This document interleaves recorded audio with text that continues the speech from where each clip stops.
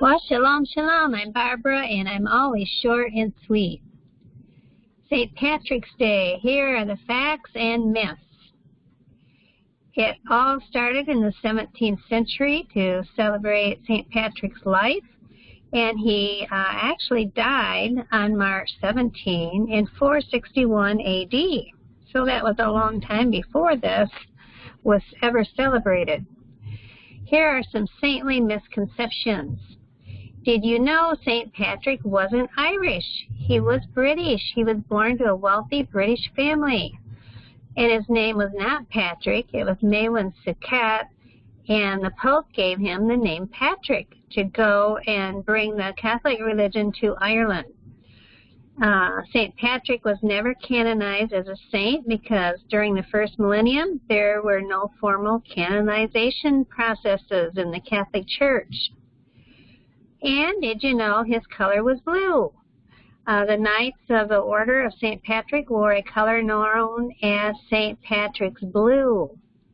So where do we get all the green from? Drinking green beer, wearing green, and dyeing the Chicago River green? Well, probably because of the Irish independence, they used the color green. The story of St. Patrick says he drove all the snakes out of Ireland, where there was really no fossils or anything proving there was snakes over there.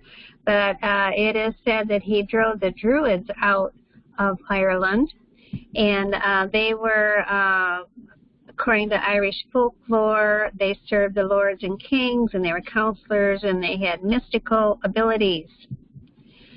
Well, did St. Patrick really drive away paganism, or did he incorporate paganism into the Catholic Church? Well, he did. He used fire to celebrate Easter because the Irish were used to honoring their gods of fire. And he brought the sun god, that was a Roman Catholic symbolism, to the Celtic cross. And that is still there today. These are images of the Celtic cross, and you'll see the sun symbolism. So I did a video about sun symbols. I hope you'll go watch it. Sun worship is still in the world all over today, and it is Baal worship. Well, according to legend, Patrick used the shamrock, the three-leaf clover, to teach the Catholic Trinity.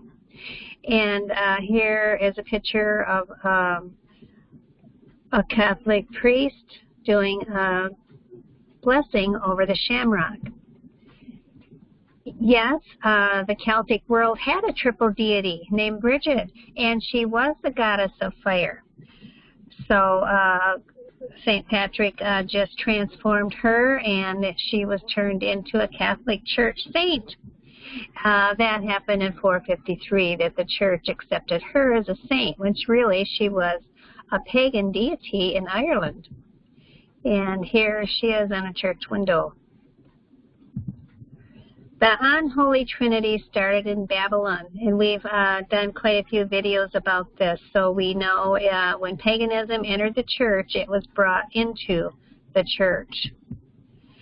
Well, St. Patrick's Day is transformed now into the biggest party of the world. It is celebrated worldwide.